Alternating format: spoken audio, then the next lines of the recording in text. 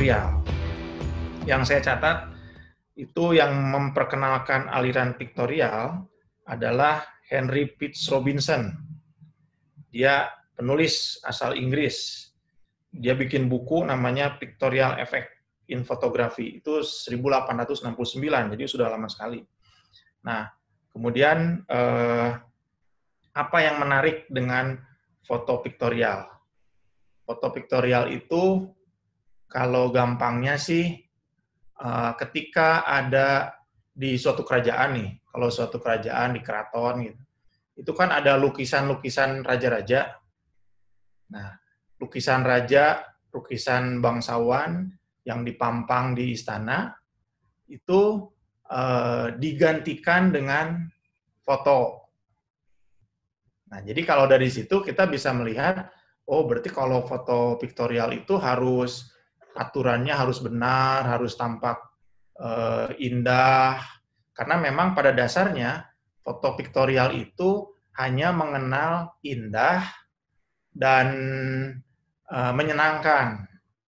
Jadi kalau foto-foto yang sedih, yang kayak begitu-begitu, itu nggak masuk ke pictorial.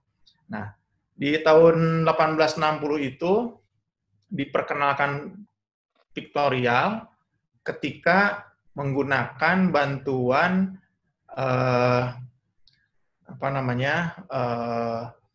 tambahan. Misalnya kalau kita foto landscape kan bisa pakai tambahan supaya warnanya jadi muncul. Ya mau pakai misalnya pakai GND, pakai ND, pakai filter.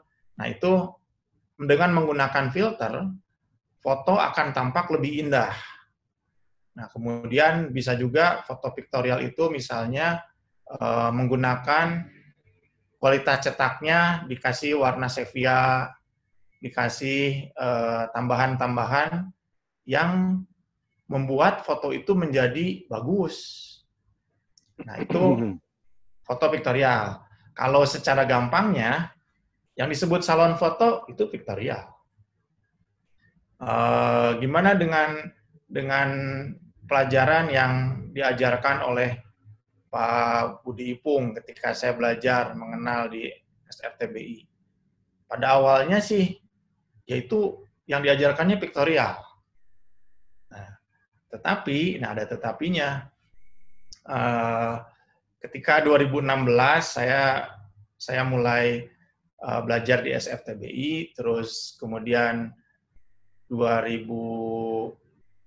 itu lewat dari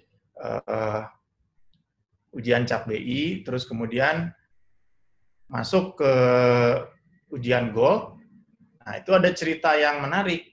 Jadi cerita menariknya, kan saya ya mungkin terbiasa dengan foto fine art. Nah, terus kemudian awalnya sih ketika masuk ujian yang pertama sampai kelima, oh itu mangleb terus. Tapi setelah itu stuck lama sekali tidak pernah mangleb. Nah, jadi bahkan itu saya setiap hari memasukkan satu foto di ujian Gold.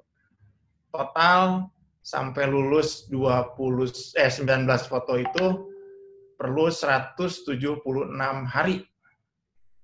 Jadi bisa kebayang tuh, Pak Budi sampai bosen, paling bagus. Paling bagus aja. Susah sekali masuk. Nah, tapi saya yakin karena saya masuk tiap hari foto-foto fine yang ya saya anggap itu kategorinya adalah fine art, Pak Budi pun yang asalnya pictorial lama-lama bisa menikmati. Sehingga setelah banyak mulai Pak Budi ada tuh mangleb. Nah, sampai selesai di 176 foto. Nah, itu 2017. Apa yang saya simpulkan kalau Pak Budi ikut terpengaruh dengan adanya masukan-masukan foto fine art. Kalau saya tidak salah, Pak Guru waktu 2017 di salon foto nggak ada yang masuk ya Pak ya? Nggak ada yang accepted. Nah, saya rasa karena sedikit banyak unsur fine art masuk juga ternyata di foto-foto Pak Guru. Jadi sekarang sih kalau ditanya apakah SFTBI itu alirannya vektorial, saya jawab tidak. Sekarang banyak yang fine art.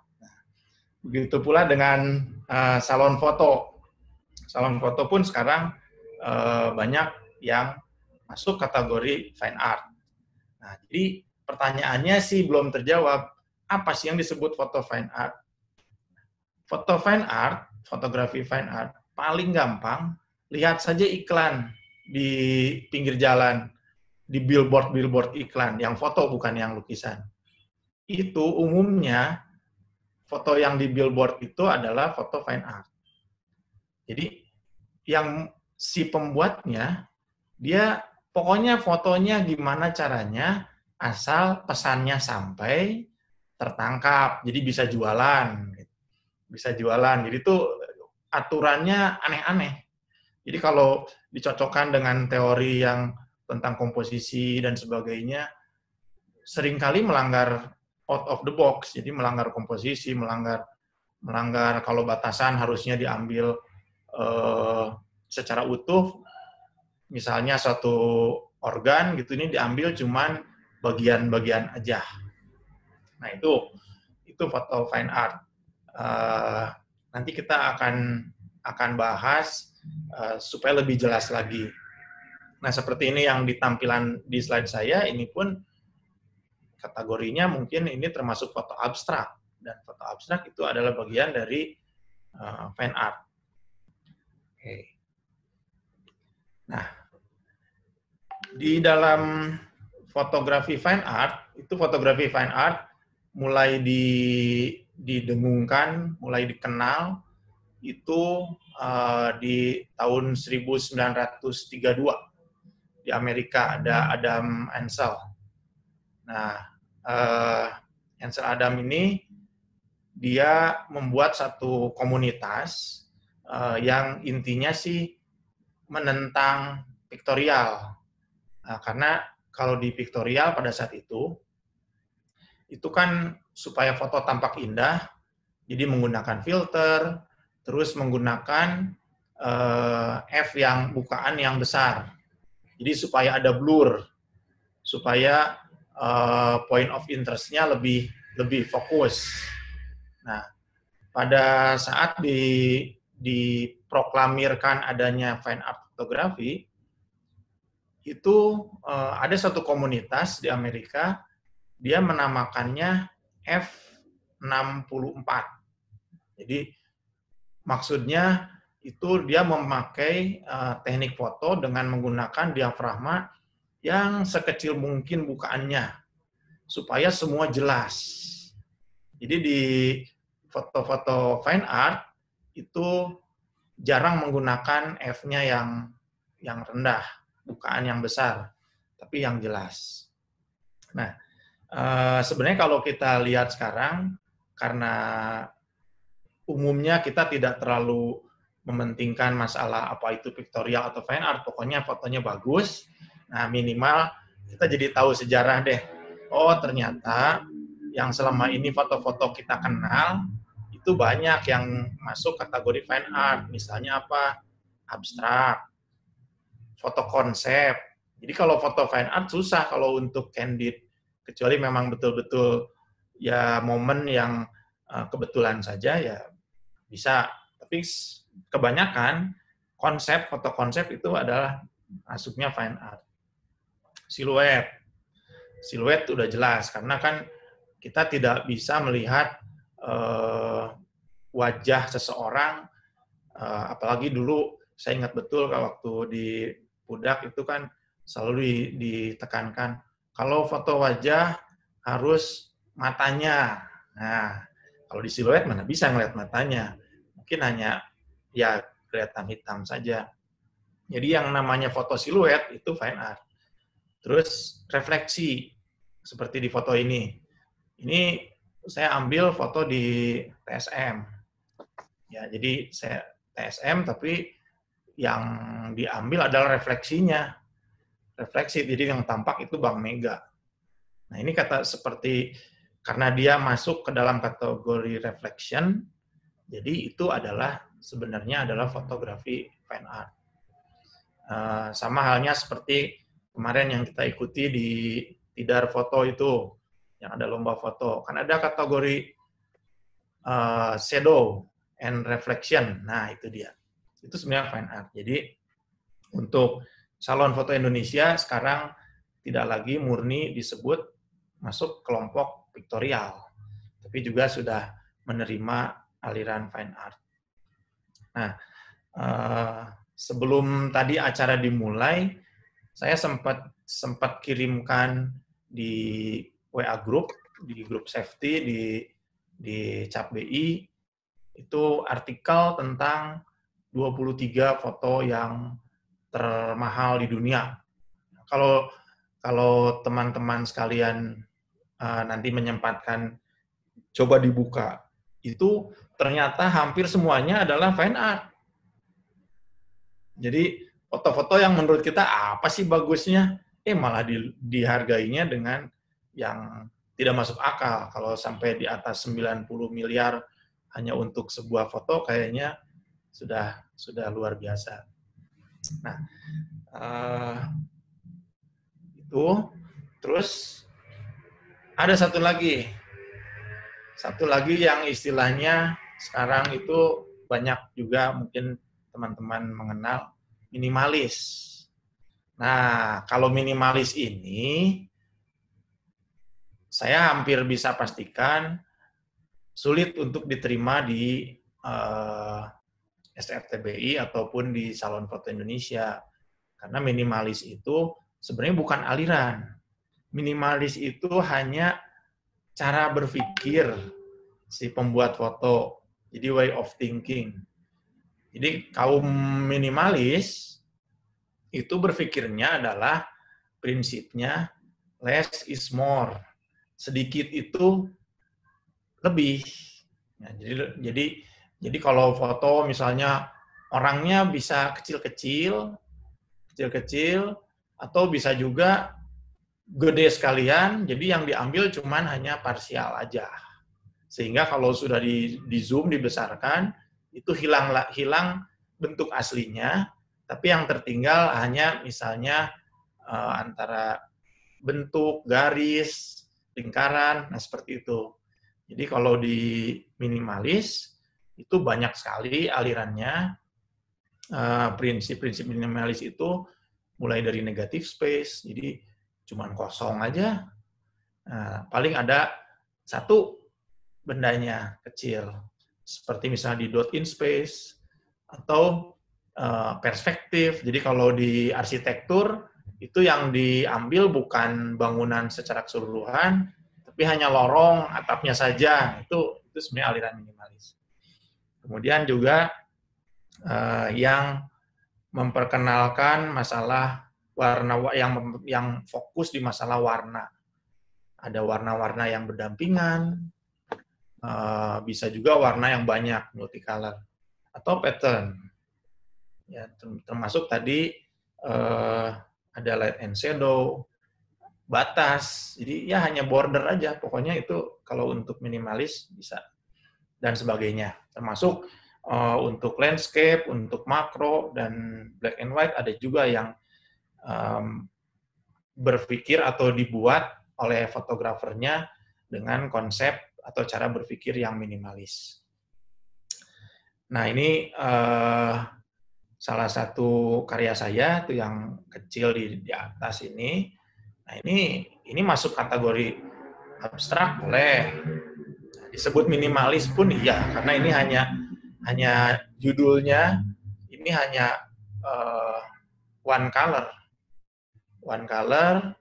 terus dipercantiknya dengan light and shadow, terus kalaupun ada garis, juga garisnya cuma 2 aja tuh. Jadi ini salah satu contoh foto dengan konsep atau cara berpikir yang minimalis. Ini kenapa perlu saya sampaikan, karena umumnya foto-foto saya juga memang kebanyakan minimalis, tapi susah sih kalau mengatakan semuanya, ya nggak mungkin, karena seringkali kita dibuat atau membuat foto sesuai dengan pesanan. Ya, contoh misalnya ketika ujian cap BI, waduh, saya jumlah foto abstraknya udah 5 nih. Nah, pasti kalau saya masukin lagi abstrak, pasti nggak akan lulus. Ya, jadi saya cari yang selain itu. Makanya tidak semua foto saya minimalis. Oke, saya akan mulai dengan karya saya yang sampai saat ini boleh dibilang ini masterpiece-nya yang pernah saya buat. Nah, kenapa saya sebut masterpiece? Karena foto ini sangat buat saya pribadi sangat fenomenal.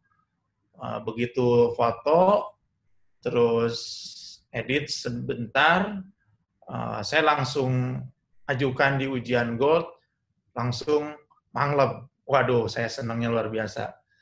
Belum sampai rumah sudah mangleb gitu. Nah, ini saya mau sedikit cerita tentang foto yang saya buat ini. Kebetulan foto ini pada saat diadakan pameran tunggal di Jakarta, Pak Budi Ipung juga hadir pada saat itu. Foto ini tanpa diduga dibeli seharga 10 juta. Walaupun itu dibelinya bukan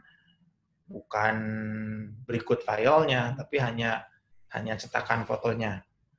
Nah, kemudian saya mau cerita mengenai proses pembuatan foto ini.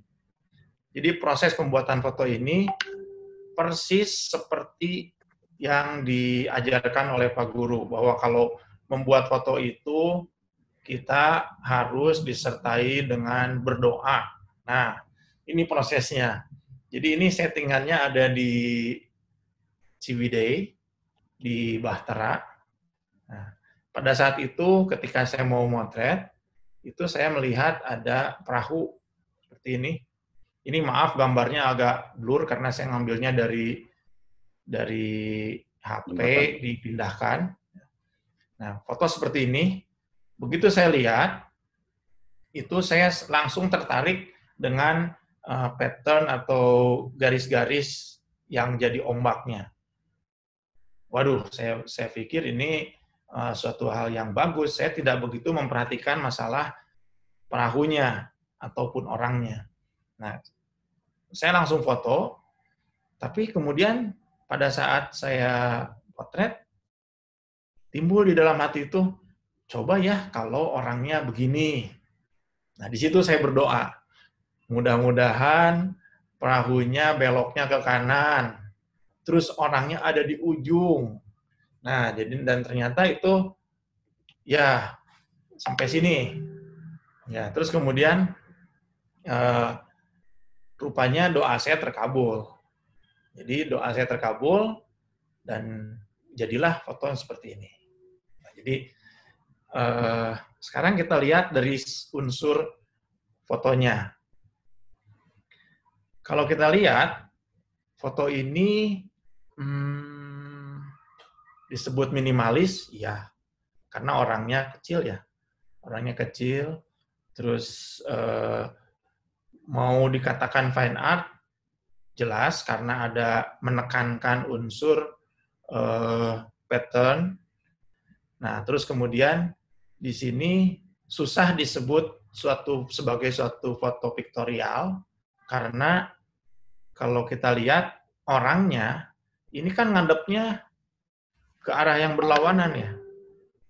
Jadi harusnya kan kalau idealnya kalau perahunya ke sebelah kiri, ya posisi orangnya ngadepnya ke sebelah kiri, berarti fotonya harusnya ditempatkan pada komposisi yang lebih ke kanan, supaya yang di depan lebih luas dibandingkan belakang perahu.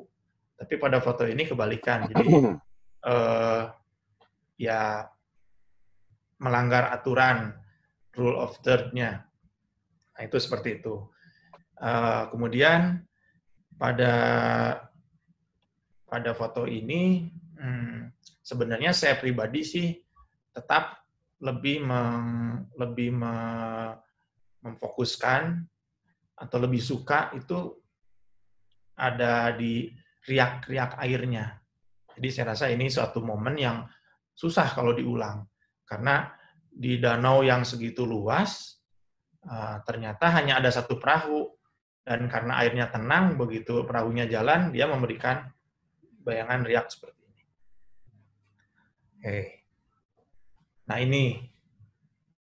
ini pun masuk ke dalam kategori fine art. Karena ya kalau kita bicara warna, di foto ini hanya satu warna. Terus kemudian ada light and shadow. Ada garis-garis yang itu yang memberikan aksen, ya, termasuk bayangan dari pohon. Dan ini sengaja karya-karya yang saya tampilkan ini yang sudah lulus di ujian gold. Ini fotonya saya ambil di lapangan parkir di salah sebuah mall di Jakarta. Jadi saya di situ karena persis tengah hari, ya lewat sedikit, sekitar jam 1 siang, ada bayangannya, saya tunggu aja. Saya tunggu ada orang yang lewat, jadi saya udah membuat frame terlebih dahulu. Jadi kameranya sudah saya tempatkan untuk mengambil garis dan lengkung seperti yang difoto. Shadow dari pohonnya sudah siap, tinggal nunggu aja. Nah ini adalah foto terakhir saya di ujian gold. Nah, foto ini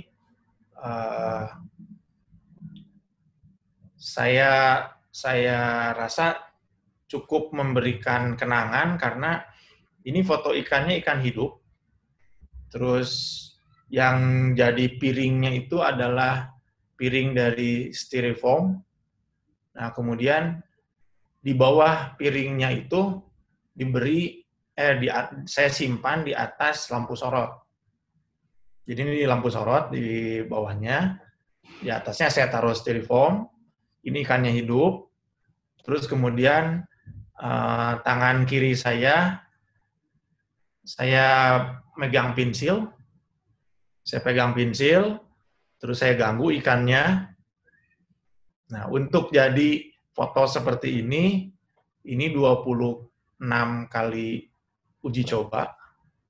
Ya, menunggu sampai posisi ikannya betul-betul 26 kali, dan kalau dihitung waktunya sekitar 40 menit mendapatkan pose yang begini, dan hasilnya ya selesai motret, lehernya susah digerakkan, pegal. Tapi ini foto termasuk foto yang dikonsep, dan memang saya sengaja membuat foto ini karena punya ide mengenai yin yang, im yang, ya. Terus saya memang ingin membuat supaya ikannya satu ke kanan, satu ke kiri, gitu, dan seperti itu. Jadi memang ini foto konsep, dimasukkan ke dalam kategori fine art karena jelas ini siluet. Tampaknya seperti siluet, padahal memang ini memang ikannya warna hitam juga sih. Nah, ini foto saya ketika mengikuti sebuah acara ilmiah di Korea Selatan. Jadi pada saat itu akses untuk menuju tempat acara harus melewati sebuah mall. Jadi ketika masuk ke mall tersebut dari lantai 3, saya melihat ada ornamen yang bagus di bawah. Tapi orang-orangnya begitu banyak. Jadi pada saat itu sekitar jam 10 pagi, mallnya buka, saya sengaja nunggu di atas. Itu saya foto sampai ya sekitar jam 11, jadi 1 jam. Tapi tidak ada satupun yang sesuai dengan yang saya mau. Nah, kebetulan hari itu acaranya padat, baru pulang itu jam 9 malam. Jadi jam 9 malam karena untuk keluar dari gedung pertemuan melewati mall tadi, dan mallnya sudah tutup, tinggal ada security aja, dan beberapa orang yang lewat, mungkin itu karyawan atau siapa gitu. Nah, itu kebetulan. Jadi saya dari pagi ingin motretnya motret yang sepi. Nah, kebetulan. Jadi pas ini saya tunggu ketika langkah kaki orang yang di foto ini menginjak kotaknya sesuai dengan rule of third di sana. Nah, baru saya foto. Jadi ini lumayan, sekitar 30 menitan saya menunggu untuk mendapatkan foto ini. Dan hasilnya sesuai dengan apa yang diinginkan. Jadi ini disebut fine art karena memang ada unsur abstrak, ada di sini juga ya masuk minimalis. Kalau di minimalis, foto seperti ini, yang disebut tokohnya cuman hanya di orangnya, sementara background-nya ini sudah masuk kategori negative space. Jadi garis-garis ini semua dianggap tidak ada atau negative space. Nah, ini foto siluet. Kalau ini sih saya rasa teman-teman di SFTBI sudah familiar bagaimana cara membuat dan waktunya. Ya, pokoknya karena ini foto siluet, saya golongkan ini ke dalam fine art fotografi. Dan ini tanpa filter.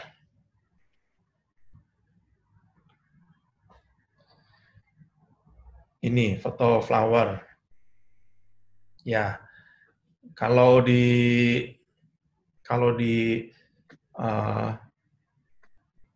pictorial mungkin ini fotonya foto apa ya? Karena kan point of interest-nya lebih dari satu. Terus kemudian komposisinya juga nggak pas gitu. Tapi kalau di fine art yang dinilai di sini sebenarnya bukan masalah yang tadi disebutkan, tapi lebih ke masalah warna-warninya. Jadi di sini masalah warninya, terus ya menjadikan sesuatu tanpa alat tambahan, jadi tampak bagus, gitu. Tampak berseni, itu aja mungkin. Ya mungkin nanti teman-teman kalau yang bertanya kan pakai chat ya Pak Alex ya. Iya, pakai chat ya.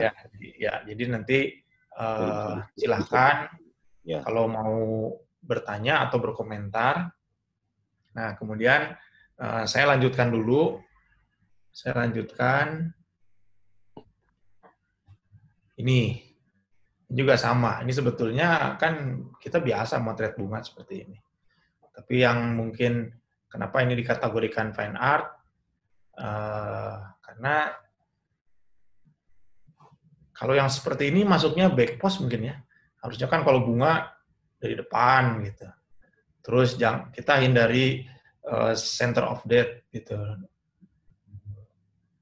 Tapi di sini malah justru ditabrakan, walaupun ya kalau menurut saya sih boleh-boleh aja. Apalagi kalau misalnya digunakan di Instagram, ya itu kan berarti square ya. Kalau square bisa masuk walaupun ditempatkan di center of death. Tapi yang ingin ditampilkan di sini adalah adanya permainan atau kita bisa menikmati warna dan ada cahaya. Di sini cahaya yang walaupun sedikit, tapi itu ya cukup mempercantik dari karya foto kita. Ini juga sama, tidak ada unsur bantuan lain-lain, ini alami apa adanya. Kebetulan saja di tempat tersebut cahaya sorenya tadinya awannya tiba-tiba mataharinya menyelinap sedikit sebentar, dan ternyata memberikan adanya cahaya yang menarik. Ya kalau kita lihat, mungkin kalau dinilai oleh Pak Guru, itu orangnya wajahnya kemana gitu, nggak jelas gitu ya. Tapi ya tidak dilihat lagi kalau di fine art, itu yang dilihat adalah mengenai light and shadow-nya. Ya ini yang lebih jelas. Jadi foto seperti ini itu termasuk kategori fine art. Tekniknya sangat simpel, cukup pakai satu cahaya di belakang. Ya, jadi kayak backlight gitu. Ini saya ambil dari dengan menggunakan model ya, di konsep.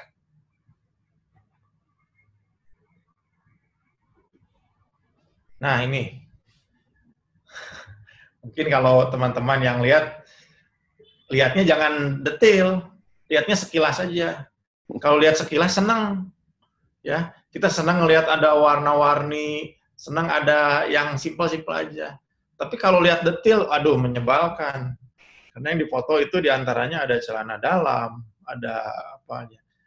Jadi ini ceritanya saya sedang hunting foto di Pontianak. Terus ketika masuk ke kota tuanya, di pinggir pelabuhan, itu ada tongkang. Saya dengar dari kawan yang mengantarkan saya bahwa orang yang tinggal di tongkang itu memang hidupnya di sana. Jadi pergi-pergi ke satu kota, dia sehari-harinya di tongkang itu. Nah, terus saya penasaran, boleh nggak kita masuk? Boleh katanya. Masuk, ya sambil keliling-keliling, sambil nanya, saya cari yang bagus. Saya malah tertarik sama jemurannya. Ya, tertarik karena warnanya. Saya rasa ini masuk kategori multicolor. Nah, terus kemudian saya foto. Setelah difoto, baru terfikirkan, itu kenapa ya orang kok ngejemur diikat-ikat seperti itu. Jadi akhirnya saya tanya, Pak itu kenapa sih jemurnya kok begitu? Iya, karena kalau jemur biasa nanti terbang ke bawah angin. Jadi itu memang sengaja tuh. Celana dalamnya diikat, semua diikat karena takut terbang ke bawah angin. Ya, betul juga lah. Ya, Pak.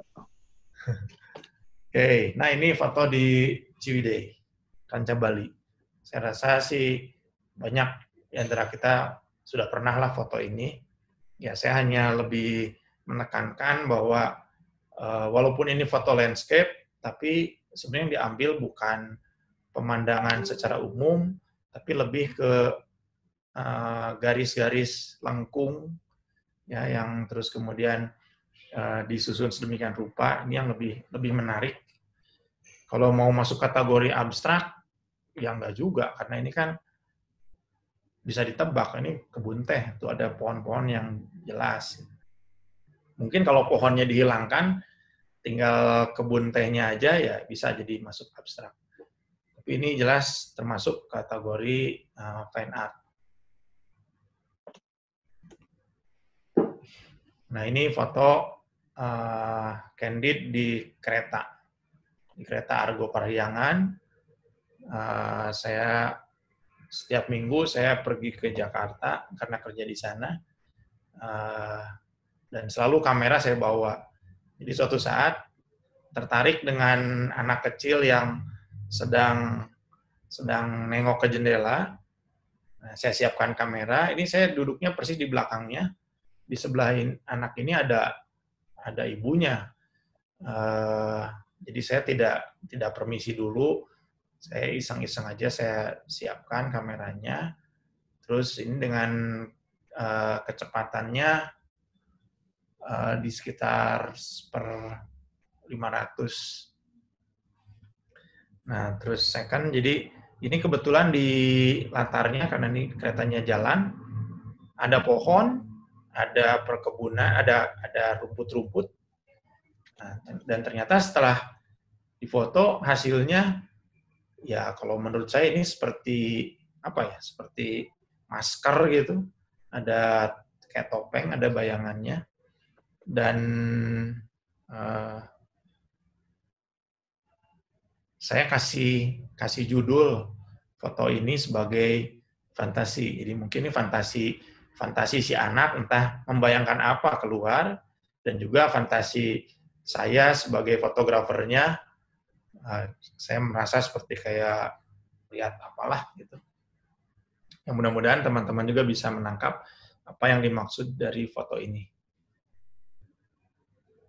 Oke. Ini foto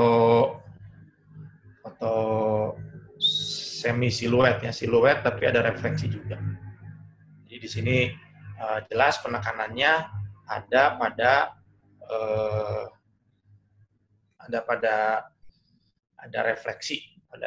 refleksinya. Ini menurut saya masuk kategori fine art. Apalagi ini abstrak. Jadi kalau di foto abstrak, walaupun kita sudah tahu ini bendanya apa, wah ini genting, udah tahu ini genting. Karena saya pun fotonya di Jatiwangi, di tempat genting. Tapi sudah hilang kesan gentingnya. Yang tertinggal adalah warnanya, garis-garisnya, lengkungnya, bayangannya, ya segitu aja. Jadi kalau di foto abstrak, kita dituntut untuk berimajinasi sendiri, menikmati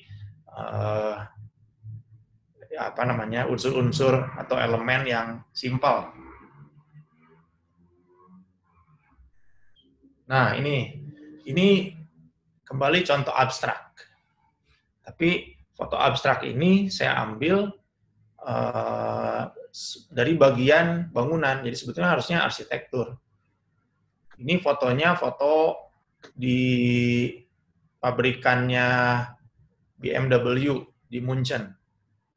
Jadi karena di sana tempatnya memang sangat bagus, tapi saya bingung juga. Mungkin karena cara berpikir sayanya yang ya mungkin kalau orang akan motret secara keseluruhan, tapi kalau saya pikir ini akan lebih pas kalau di fotonya parsial aja. Ini ngambil dari gedung di Munchen.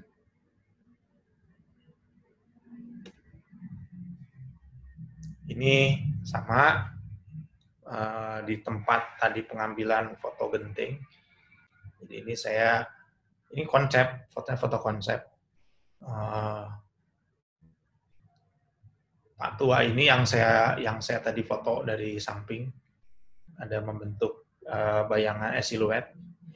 Jadi ini pun masuk kategori foto fine art. Foto ini sudah diajukan di Salon Foto Indonesia dan di reject.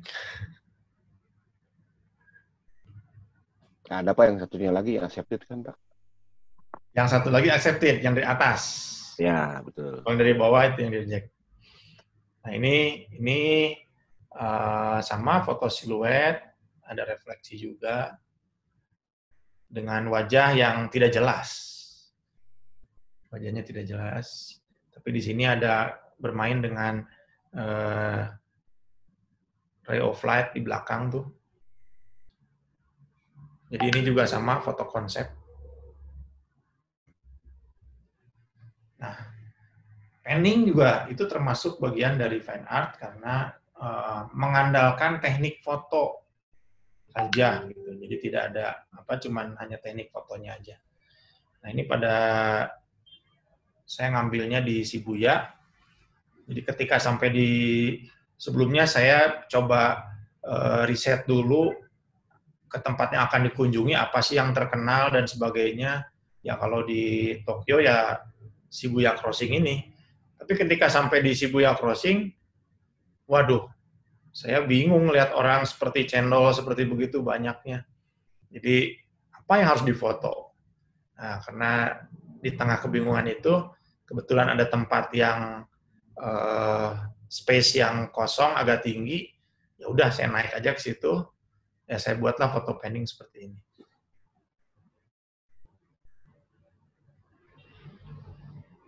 Ya ini foto konsep juga, foto konsep ya saya tidak tahu nih kalau nanti diajukan di salon foto bisa accepted atau tidak nih. Tapi yang jelas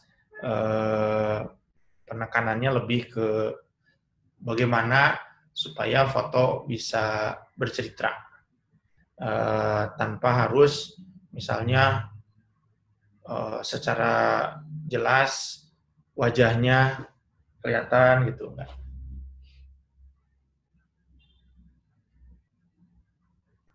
Ya, saya rasa itu yang bisa saya tampilkan. Mungkin kita perbanyak di tanya jawabnya aja deh. Ya, oke. Ini Pak ada pertanyaan dari Bu Lisdianto Suharjo. Sewaktu membuat foto abstrak, pola garis-garis framingnya suatu diatur sejak saat motret atau dari cropping foto saat posting proses. Oh ya, saya bisa tangkap maksudnya. Jadi kalau untuk foto secara umum, saya termasuk yang kurang senang dengan editing. Jadi saya upayakan sebisa mungkin kalau foto ya nggak usah di cropping lagi kalau bisa. Tapi memang tidak selalu foto itu bisa difoto seperti yang kita mau. Ya saya juga beberapa kali saya foto aja yang besarnya, nanti baru di cropping.